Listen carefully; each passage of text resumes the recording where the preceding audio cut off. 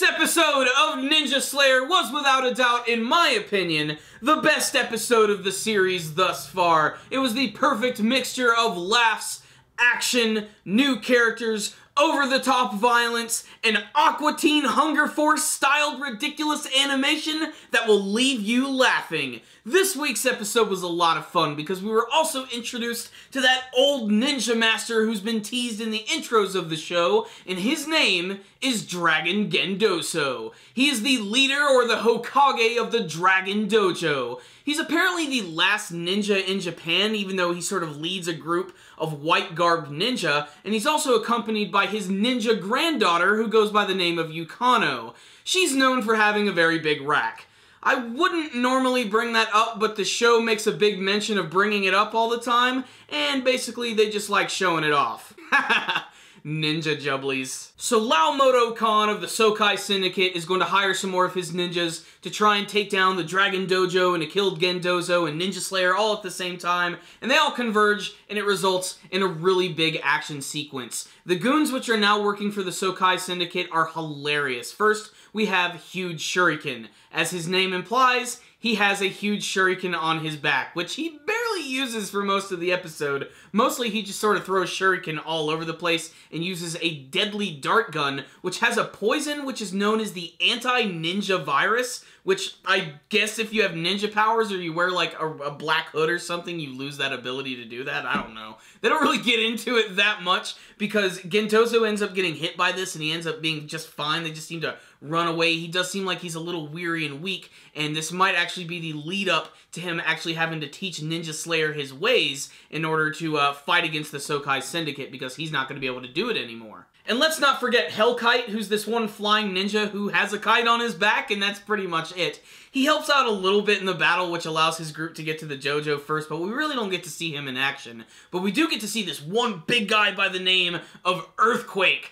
Earthquake is awesome. He totally looks like a character out of Mortal Kombat. Not only that, but he kind of reminds me of Gamagori from Kill La Kill, and he's basically just there to be the muscle. That is until Ninja Slayer and Dragon Gendoso team up against him, and they throw shuriken all over his face, and then they kick his head off, which, predictably, as his head is flying off in bloody glory, he has to say, "Sayonara!"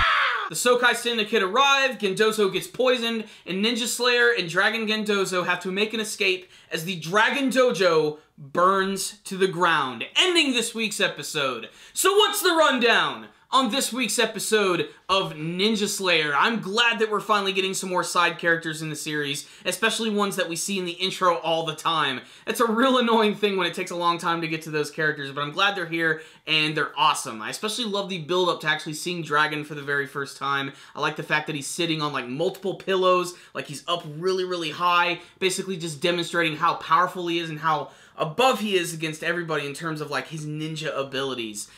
His granddaughter, Yukano. I really don't have much to say about her. She's just a pure fan service character. She's just there to be your typical hot anime chick with big boobs. Simple as that. I mean, every single scene, just when she's being grabbed by Earthquake, the only thing that's popping out between the fingers is her rack. It's fan service. And you know what? We should expect this. This is Studio Trigger doing this. Otherwise, she doesn't really do much aside from just run away. I'm sure she's going to be more important later on, as she is shown in the intro quite a bit, and she's probably going to develop some sort of relationship with Ninja Slayer. Otherwise, we have Ninja Slayer himself, who in this week's episode was awesome. I love the build-up to his introduction, especially with Huge Shuriken, who is just intimidating this one guy by breaking his fingers in this scene, which went on for way too long. Like, it was excruciating watching him torture this guy who clearly didn't know anything, and he was just constantly breaking each finger one at a time, no cutting away from it, and it was just disturbing. And then he ran into Ninja Slayer, who ends up like throwing him halfway across the city, and he ends up just flying right into Earthquake and his freaking motorcycle. Just describing the action scenes in this series is insane. You know, that combined with the fact that there was a scene where dudes were shooting lions in the face at the beginning of this episode. No, not even getting to the part at the end when they were fighting in the dojo, which just exploded after some dude's head was just decapitated by two ninja. This show is insane. Action junkies really need to check it out, and seasoned anime viewers need to see it because it's just so ridiculous and over the top, and they're just having a lot of fun with this series. This episode did get back a little bit more to the whole Aqua Teen styled, cardboard cutout style styled animations, but I think it worked a lot more in the humor department in this week's episode. I thought it worked really good, especially at the beginning when you see those lions come out, and they literally look like someone just cut them out of a freaking National Geographic. And just, they're all clones of each other too, so that just makes it even funnier.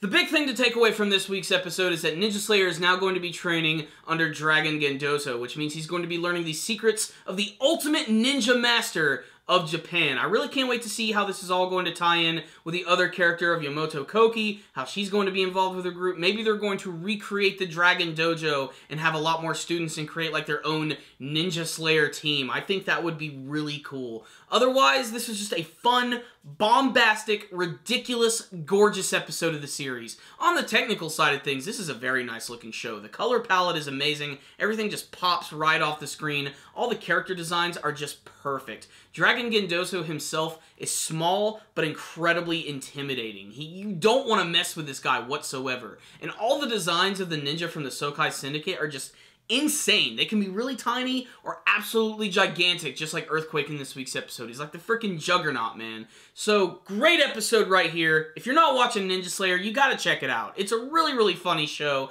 It's got some great action sequences, and it's a great riff on action anime. So check it out, Ninja Slayer fans. This was a fantastic episode, and I'm going to give it a 4 out of 5. I really loved it. So, I liked this episode a lot, but what about you guys? Did you watch this week's episode of Ninja Slayer? Tell me about it in the comment section below. Did you have a favorite action scene? What do you think of the new characters of Dragon Gendoso and Yukano? What about those Sokai Syndicate ninja? What do you want to see from the rest of Ninja Slayer? Thank you guys for watching my review. Make sure to like it and share it with all of your friends. Make sure to subscribe to the channel and follow us on social media. Thank you guys again for watching, and as always, sayonara!